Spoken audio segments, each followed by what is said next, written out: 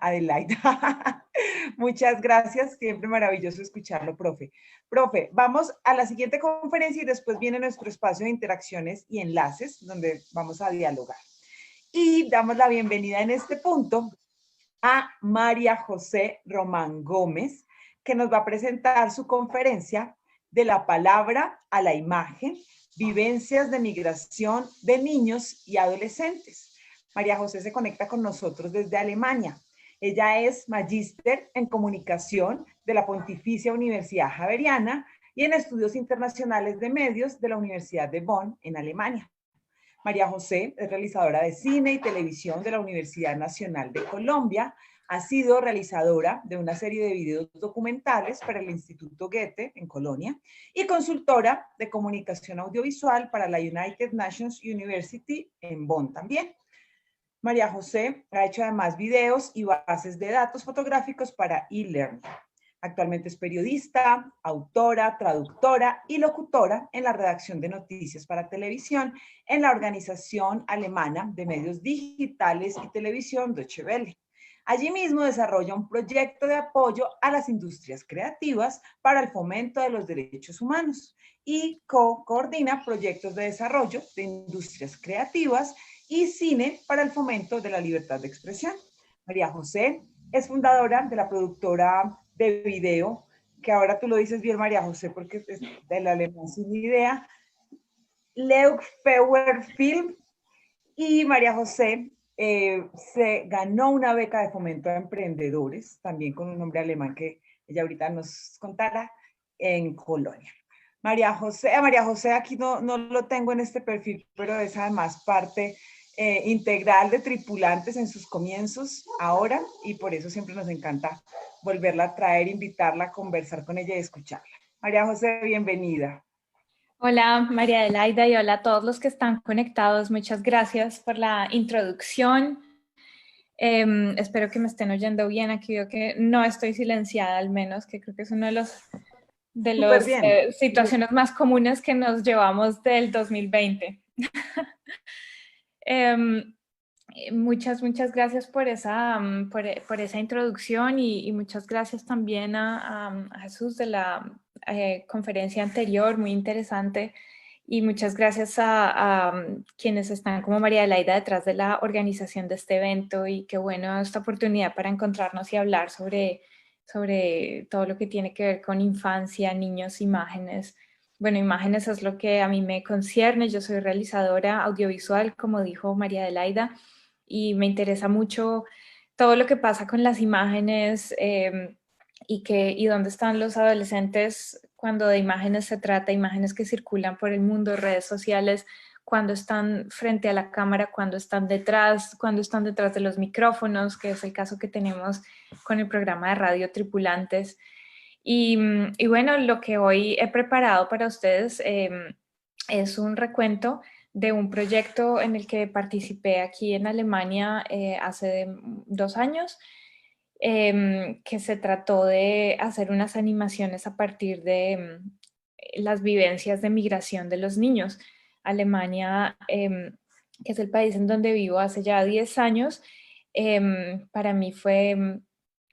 Pues todo el tiempo me sorprendo porque es un lugar del mundo en donde confluyen gentes de todas partes del mundo, de todos los continentes vienen aquí. El aparataje industrial que hay aquí, la economía, es como una gran máquina que necesita gente. Alemania tiene 80 millones de habitantes, eso es el doble de la población que tiene Colombia en un territorio que es la tercera parte de lo que tiene Colombia. Entonces es un lugar que está densamente poblado, pero a diferencia de Colombia tiene una estructura diferente.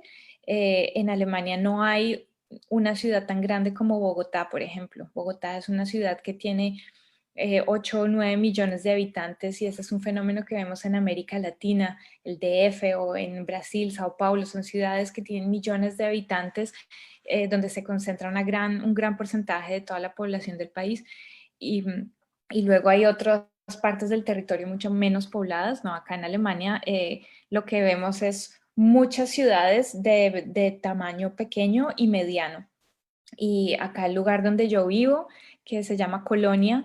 Es una conurbación, es decir, aquí Colonia tiene 1 millón de habitantes, pero a 20 minutos hay otras ciudades que se llaman, por ejemplo, Bonn y Düsseldorf, que a su vez tienen también 1 millón de habitantes, entonces es como una gran conurbación, pero que tiene una escala más pequeña. Y para mí eso ha sido interesante también de vivir una escala más humana, un espacio público más tranquilo, movimiento en bicicleta, transporte público.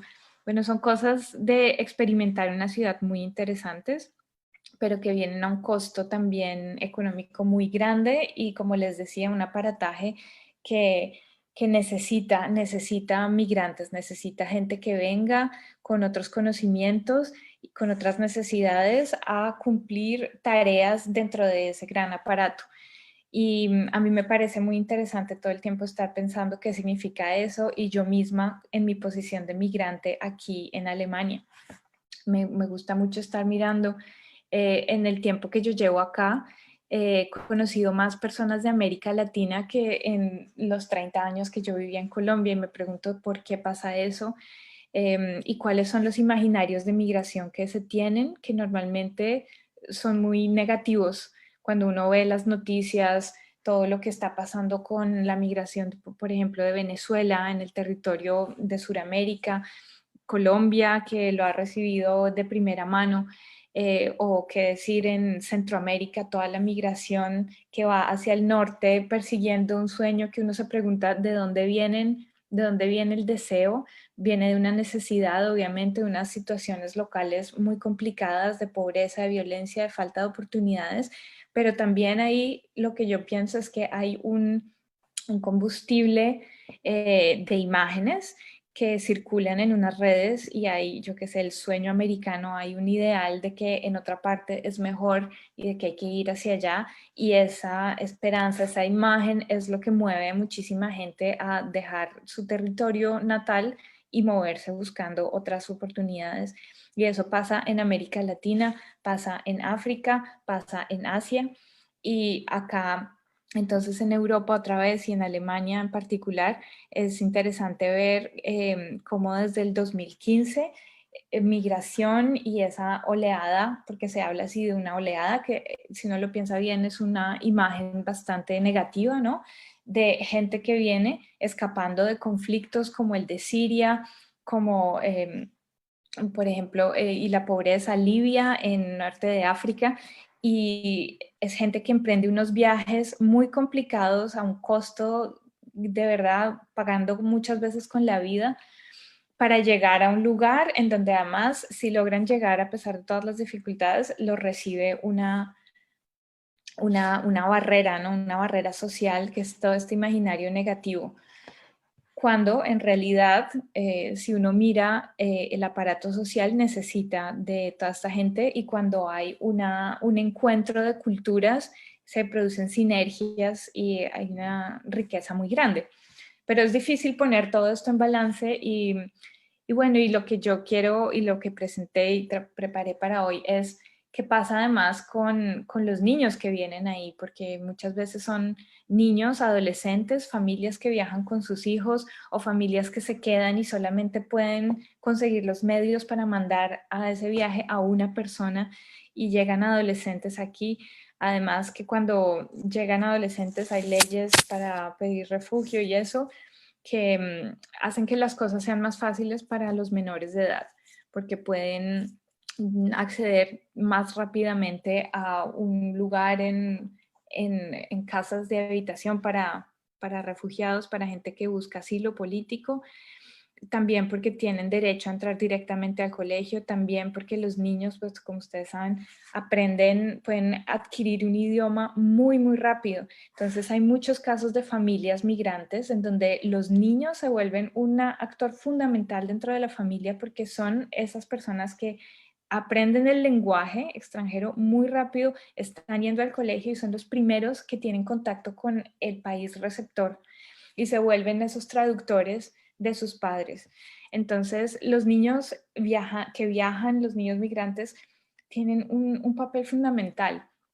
Y, y las imágenes que vemos de ellos muchas veces en los medios, en las noticias, pues son víctimas, ¿no? Yo creo que el año pasado hubo un par de imágenes que se volvieron muy famosas, un niño turco ahogado en las costas de una isla griega, una niña o un niño de Centroamérica ahogado también en un río en la frontera con Estados Unidos. Entonces, como siempre, esta imagen así muy negativa. Voy a compartir mi pantalla. Espero aquí que funcione.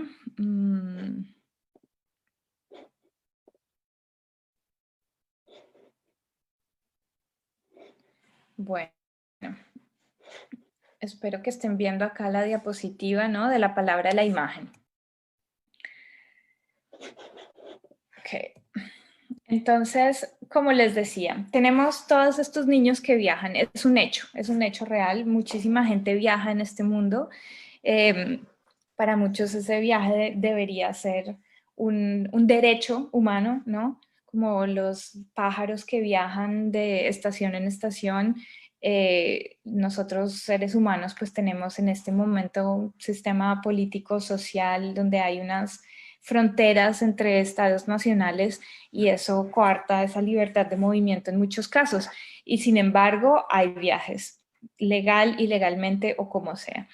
Y bueno, aquí tengo esta foto de esta niña que posiblemente muchos de ustedes conocen, Greta Thunberg, sueca, que se ha vuelto un símbolo de la resistencia, pues, como de la organización contra el cambio climático, buscar más energías alternativas, ¿no? Como ella decidió hacer huelga, no ir al colegio los viernes y ahora esto de Viernes por el Futuro.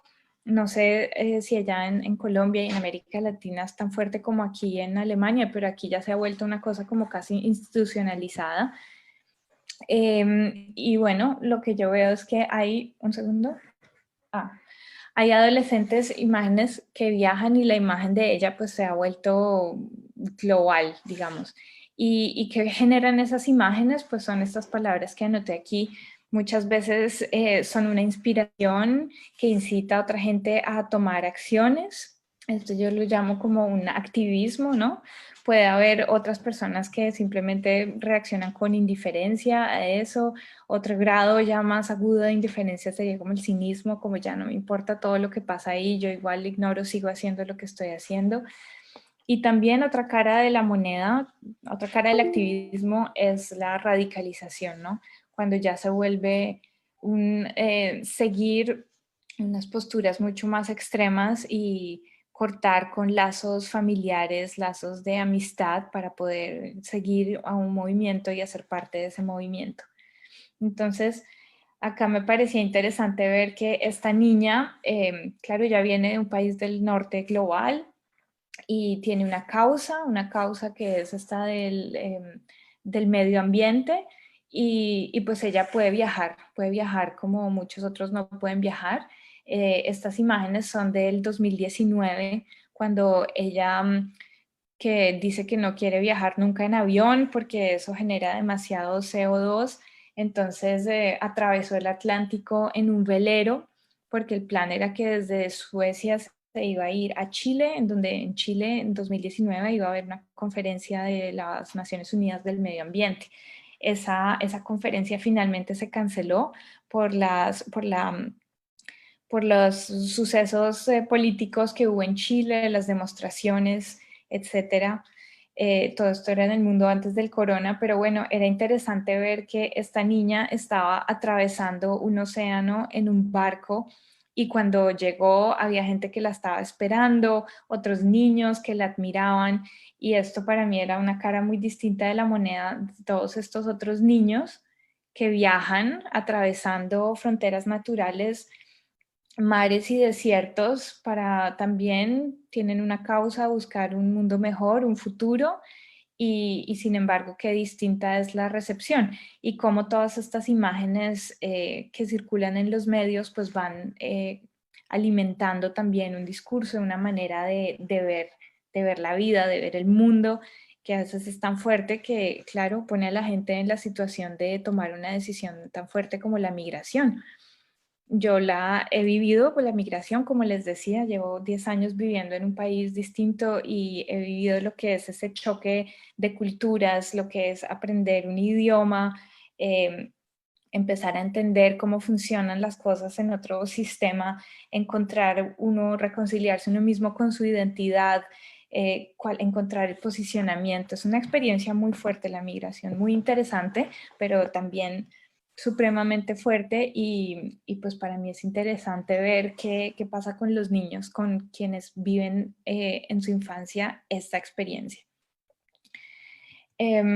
Aquí tengo este otro caso, no sé, probablemente ustedes no conocen, ella está adolescente, ella se llama Shamaima Begum y es una adolescente inglesa también con experiencia, sus padres migrantes, creo que de Bangladesh, que migraron al Reino Unido hace muchos años. Shamaima, esta niña que ven aquí, ella nació en Inglaterra, creció en Londres, iba a un colegio en Londres, todo normal, y a través de redes sociales empezó a ser parte del ISIS. ISIS es el Estado Islámico, ese movimiento que es catalogado como un movimiento terrorista que está en lo que es Siria, Irak, toda esa zona de Asia Menor, y que, bueno, los vemos en noticias siempre como estos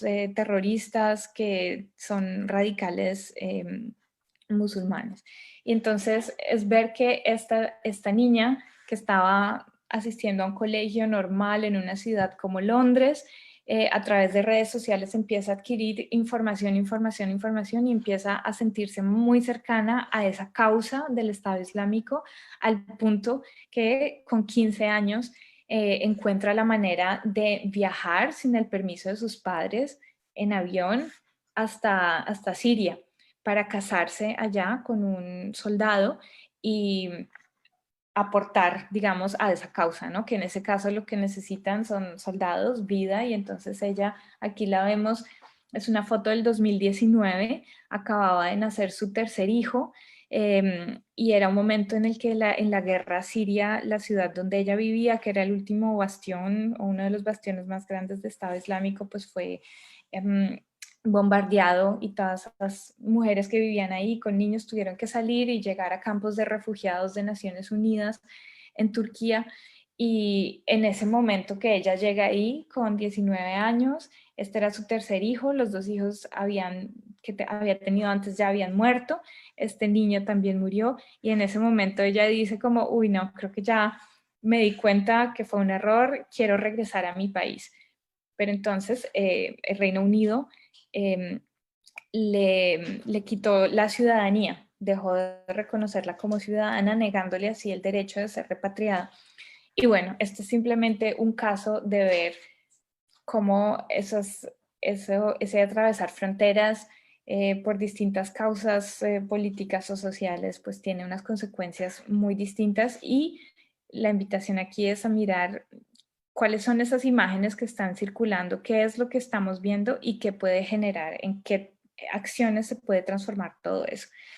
Entonces, pues obviamente la respuesta desde lo que es mi profesión y mi trabajo tiene que ver con educación. Educación para poder participar y educación para tener pensamiento crítico y poder hacer un filtraje de toda esta información que circula por redes sociales y que nos llega.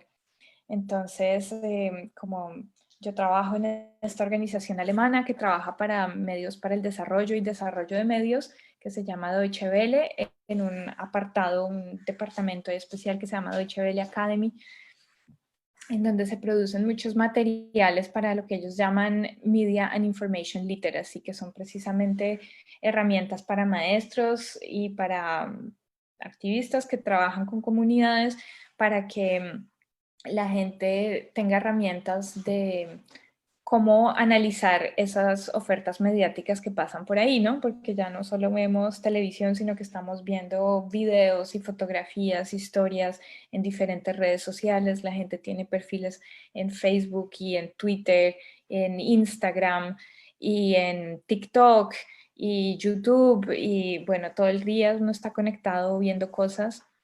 Los niños, los jóvenes ven muchísimas cosas y lo importante es siempre dar estas herramientas para poder filtrar esa información, porque creo que no es posible limitar el acceso a la información. De alguna u otra forma llegan las imágenes o se llega a ellas. Entonces lo único que se puede hacer es dar las herramientas para filtrar todo eso. En Colombia hay una organización que se llama Consejo de Redacción, CDR, que los invito a que la busquen. Ellos tienen un programa que se llama Colombia Check para hacer verificación de datos. WhatsApp, por ejemplo, es una red social que se ha vuelto cada vez más importante. Yo creo que todos tenemos probablemente la mayoría tiene esto conectado, y seguramente que en esta época de pandemia a todos nos llegaron videos que han sido rebotados, ¿no? De otras cuentas. Primero era como lávese las manos y coma esto y no sé qué, un montón de información que realmente se le pierde la pista de quién la originó. Y muchas veces el simple hecho de compartir eso, ¿sabes? Rebotarlo, forward, es como muy simple y uno lo hace casi automático, pero ahí detrás también hay una decisión muy importante y debería haber un filtro ahí. Antes de espichar ese botón, debería uno preguntarse, bueno, pero ¿quién mandó esto? A ver si la información que está aquí tiene sentido, son hechos, cuáles son las fuentes. Todas esas son etapas intermedias que uno debería poner en ese proceso antes de seguir. Bueno, entonces, ojo a las historias que circulan por ahí. Y esto es cuando nos vemos a nosotros mismos o a los adolescentes y niños como consumidores, ¿no? Como receptores de todas estas imágenes.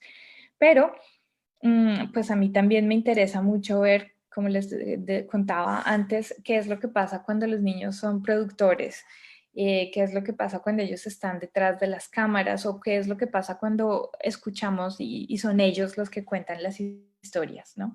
¿Qué historias son las que cuentan? Entonces, aquí es donde les vengo a contar de un proceso, un proyecto que se llamó Mi Cosa Favorita.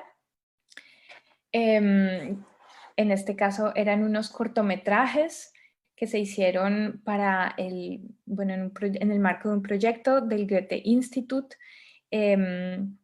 Aquí a mi lado está Camilo Colmenares de Vamos Animación, un estudio de animación aquí en Alemania.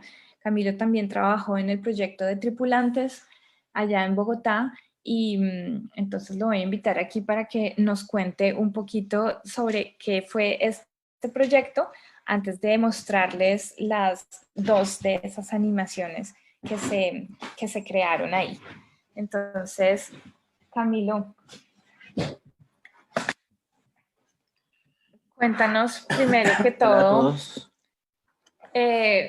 ¿cuál fue el objetivo del proyecto Grenzenlos del Goethe Institut? Bueno, el Goethe Institut, con la primera ola de llegada de refugiados del mundo árabe y de África, necesitaban una maleta de audiovisual infantil para los campamentos de refugiados, porque en los campamentos, pues los niños no tenían nada. En los campamentos se asignaron carpas en donde se daban clases o en donde sucedían diferentes tipos de actividades con los niños, pero pues eso era una vez a la semana o una vez al día, algo así, ¿no? No era como una escuela o un colegio, sino se les asignaba una carpa y entonces cada tanto hacían actividades. Y ellos entonces estaban buscando material audiovisual para esos, para tener en los campamentos de refugiados y poderle mostrar a los niños, pues, películas, etcétera, etcétera.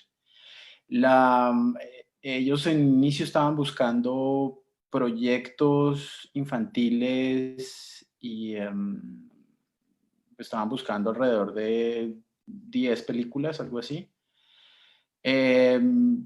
Todo eso se volvió un poco más grande y entró como en coproducción un canal de televisión, les otorgaron un premio de cinematografía y todo el proyecto se volvió un largometraje. El largometraje está dividido en episodios y cada episodio es uno de estos cortos. Entonces el proyecto existe como un largometraje para salas de antología de cortometrajes. Sí, o sea, uno puede adquirir el largo o puede ver la maleta de cortos. No sé, ¿qué más? Bueno, pues yo creo que los vamos a invitar a ver 2 de estos cortos y después de ver el corto les contamos cómo se hizo, porque, bueno, sí, la metodología de cómo se llegó a estas imágenes también es interesante porque no era solamente contar la historia de estos niños, sino era también tratar de incluir sus dibujos como parte de la animación. Volviendo al título, se llama Mi cosa favorita porque a los niños se les quería preguntar dinos cuál es ese objeto que para ti, o sea, cuando hubo que salir corriendo, tú dijiste, esto es lo que yo quiero, o qué es el objeto que en el país de acogida se volvió importante para ti. Entonces, vamos a ver 2 episodios de estos. Uno de ellos es de una niña paisa, ¿no? En Bogotá, una niña bogotana que tuvo que ser desplazada de un lugar de Antioquia y llegó a la capital. Y el otro es de una niña yazidi, que es una región, un pueblo que vive en el norte de Irak y algunas regiones de Siria, una niña que llega a Alemania. Bueno, entonces vamos a ver estas 2 animaciones. Espero que el sonido esté bien.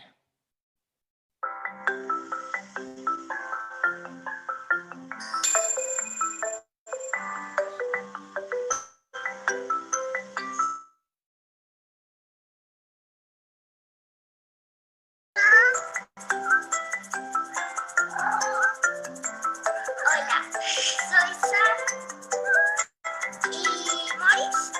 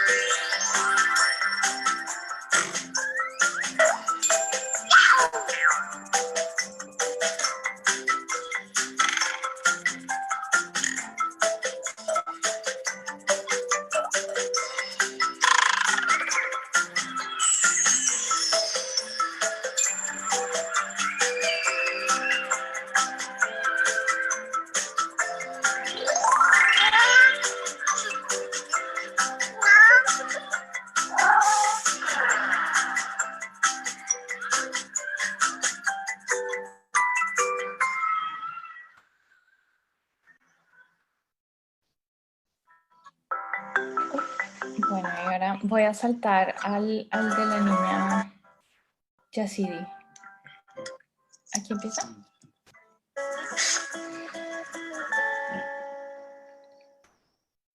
Aquí empieza el siguiente corto de la niña Yazidi. Oh, perdón.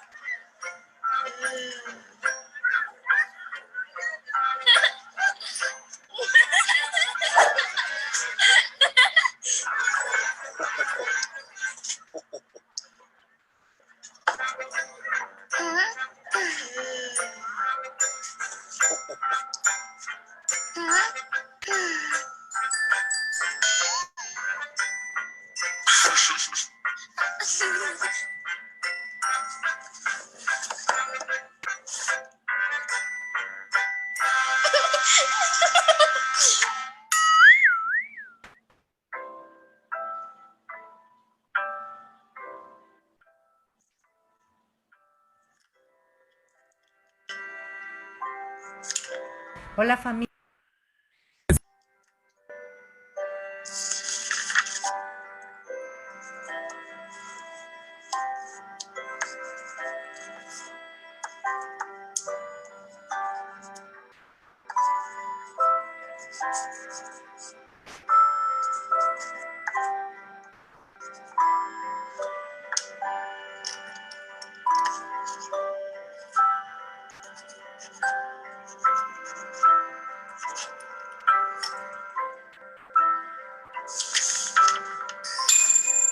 Nào bên mình chung mà hay à?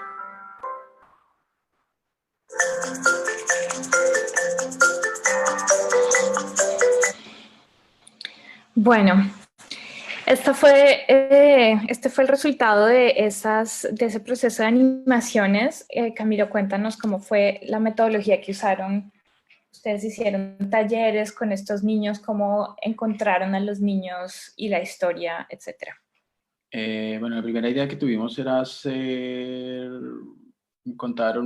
hacer unas pequeñas historias a partir de experiencias de niños. Y nos centramos alrededor como de un objeto o de su cosa favorita. Y esa cosa favorita, la idea era que a través, contándonos sobre esa cosa favorita, iban a contar más sobre sí, sobre ellos mismos, sobre su vida. Entonces empezamos a organizar talleres con niños, donde hacíamos talleres de dibujo y les empezábamos a dar ejemplos como que nos dibujaran, no sé, su lugar favorito, su comida favorita, su juguete favorito. Y así fuimos seleccionando niños hasta que llegamos a los 3 niños que hacen parte del corto. El corto tiene 3 episodios, más o menos de la misma duración. Y son una niña de Colombia, una niña refugiada, Yacida, ella es, sí, del norte de Irak y que ahora vive acá en Alemania, y un chico alemán. Eh, y sí, entonces decidimos hacer los talleres de dibujo y después cuando seleccionamos a los chicos con los que queríamos trabajar, decidimos hacer como unos talleres de dibujo individuales, en donde les pedíamos que nos dibujaran eh, más, sí, como más material visual y que nos contaran un poco más de su historia, un poco más detallada de la que nos habían contado previamente. Y adicionalmente a eso, pues les tomamos fotos porque los personajes que aparecen son realmente ellos, o sea, las caras son realmente las de ellos. Eh, y bueno, y después hicimos pues esa animación en combinación de las fotos de ellos, como fotocopias de las caras de ellos y eh, papel recortado. Bueno, Camilo, ¿y cómo fue? Cuéntanos un poquito sobre la distribución que ha tenido este corto y si tienen algunos datos de la recepción, de cómo se ha puesto a viajar, quiénes lo han visto. Bueno, inicialmente como el corto estaba como por requerimientos de financiación para poder financiar todo el proyecto, las personas que estaban encargadas de la producción, las productoras decidieron hacer este largo por episodios. Con esa financiación pues ya tenían un largometraje y ese largometraje pues lo mandaron a festivales. Aquí en Europa hay muchos festivales de cine para niños y hizo un recorrido por esos festivales.